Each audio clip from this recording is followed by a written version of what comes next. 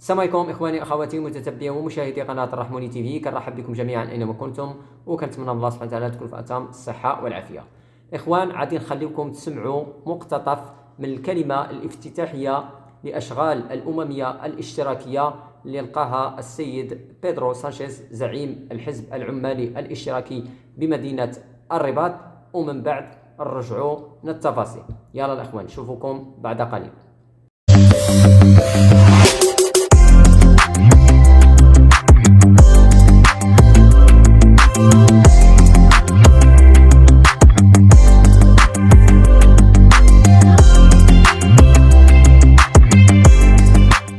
Bueno, lo primero quiero expresar el extraordinario momento de las relaciones bilaterales entre España y Marruecos. Creo que somos dos pueblos hermanos, dos pueblos vecinos y dos pueblos también que compartimos una visión muy parecida en todos los desafíos y los debates multilaterales que el mundo está afrontando y también nuestras sociedades. Y creo que la cooperación, los lazos de hermandad, de amistad entre Marruecos y España son fundamentales para que nuestras sociedades puedan ver respondidas muchas de sus demandas de una manera eficaz y de una manera equitativa.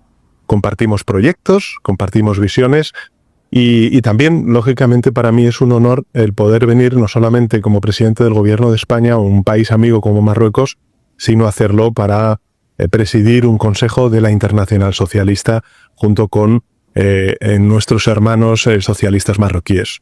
Creo que es muy importante ahora mismo el que las fuerzas políticas progresistas, que tenemos una visión inclusiva de la sociedad, respetuosa y tolerante con la diversidad de nuestras sociedades, se abran paso y se abran camino.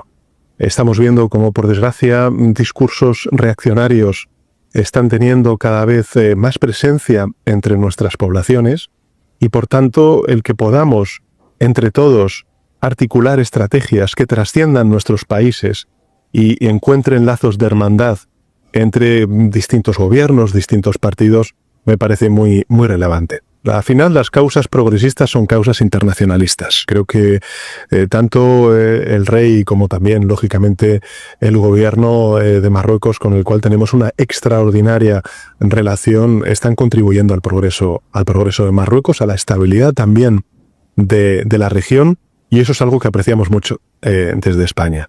Somos muy conscientes, además, de que España es una puerta de entrada para Marruecos como socio estratégico de un proyecto político mucho más amplio que es la Unión Europea. Y siempre hemos defendido esa alianza, esa asociación estratégica entre Marruecos y la Unión Europea. Porque es un win-win, tanto para Marruecos como para el conjunto de la Unión Europea. Y en fin, estoy encantado de estar aquí en Rabat, en Marruecos, y sobre todo hacerlo de la mano del socialismo marroquí, que cuenta con mi respeto y con mi admiración. رئيس الأممية الاشتراكية لأن فيه أولا صديق المغرب، صديق القضايا العادلة في العالم، والمغاربة سيذكرون له كل مواقف المسؤولة والعادلة، لا في قضايا الشرق الأوسط ولا في قضيتنا الوطنية.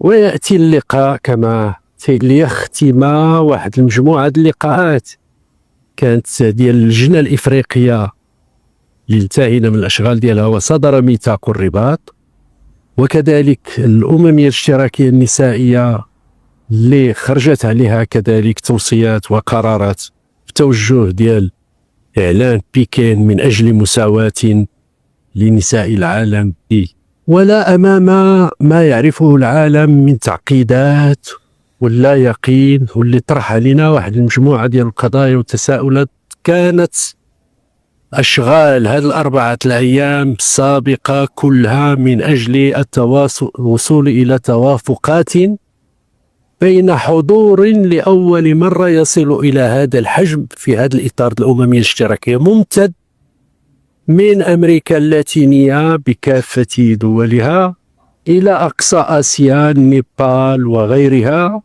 إلى كل جوانب وكل إفريقيا، وكلها معناه حضور لكافة المشاكل والقضايا العالمية، وعلى رأسها أعتقد قضية التنمية وقضية القضايا العالمية. السلام عليكم الإخوان، كنرحب بكم من جديد. إذا كما سمعتوا معنا هذا جزء من الكلمة اللي لقاها السيد بيدرو سانشيز في واحد الخطاب بمدينة الرباط إلى أكثر من 220 قيادي وعضو من أحزاب يسارية من مختلف دول العالم. قال رئيس الوزراء الإسباني اللي هو بالمناسبة زعيم الأممية الاشتراكية بيدرو سانشيز إن التعددية الديمقراطية وحقوق الإنسان يواجهان مشكلات متعددة أكثر من أي وقت مضى في كافة أنحاء العالم، فقيم اليسار تواجه التهديد في الشرق كما في الغرب. نعم الإخوان، وكذلك الإخوان تكلم على اليمين وقال بأنه يتمدد. نعم، قال بيدرو سانشيز إن العالم اليوم يكابد تقدم اليمين المتطرف الذي أصبح واقعا يتصارع، وباتت رموزه والمنتسبون إليه يستخدمون التكنولوجيا من أجل نشر أفكاره، مشددا على أن تم تهديدا قائما للديمقراطية والمساواة بين الجنسين، فالنظر إلى المستقبل من منظار الماضي شيء غير مقبول، إنه الخطر الذي تواجهه الإنسانية. كذلك الإخوان تكلم على دعم إفريقيا وقال بأن الأممية الاشتراكية تدعم إفريقيا، وطالب المتحدث رفاقه اليساريين في العالم بإدانة خطاب الحقد والكراهية حيثما حصل، والوقوف مع المنظمات الدولية بعزم ورفع علم الديمقراطية والحرية وحقوق الإنسان عاليا، مشددا على أن هذه الهيئة العالمية يتعين أن تقف بثبات لمنح الأمل والفرصة للفكر التقدمي والدفاع عن قيم التسامح من أجل بناء سياسات جديدة.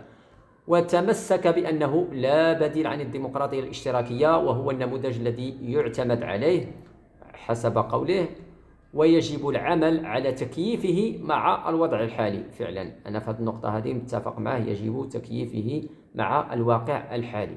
الاشتراكية خصها هي تطور، يعني حنا كنعرفوا دابا بغينا ولا كرهنا، يعني كاين اقتصاد السوق، كاين العالم يسير انتم عارفين الى الرأسمالية، وبالتالي الاخوان لا بقينا شادين بديك الاشتراكية الكلاسيكية ديال هذه شحال راه انتم عارفين، لان العالم تطور خصك تطور معاه سينو غتبقى اللور. وبالتالي راني هاد الهضره اللي قال رانا عرفت المغزى والدلاله ديالها شنو علاش، مردفا بأنه لا يجب ارتكاب خطأ تغيير المواقف. نعم، في الثبات في المواقف وداك الشيء كامل، ولكن في الأمور الاقتصادية الإخوان خصك تكون تلوى كما مشاو هما سير معاهم، ويتعين استشراف التغيير وتحقيق الانتصارات. إذن هذا كان جزء من الخطاب اللي لقاه السيد بيدرو سانشيز، ومرحبا بالسيد بيدرو سانشيز في عاصمة الأنوار مدينة الرباط في المملكة المغربية. وكنتمناو أن هذا المؤتمر هذا يتكلل بالنجاح، وانتم عارفين بأن المغرب يعني غني عن التعريف في هذه الأمور هذه وفي تنظيم هذه أنواع ديال التجمعات العالمية، وشرف للمغرب أنه يحتضن يعني الأممية الاشتراكية ويجيو من جميع أقطار العالم إلى البلد ديالنا.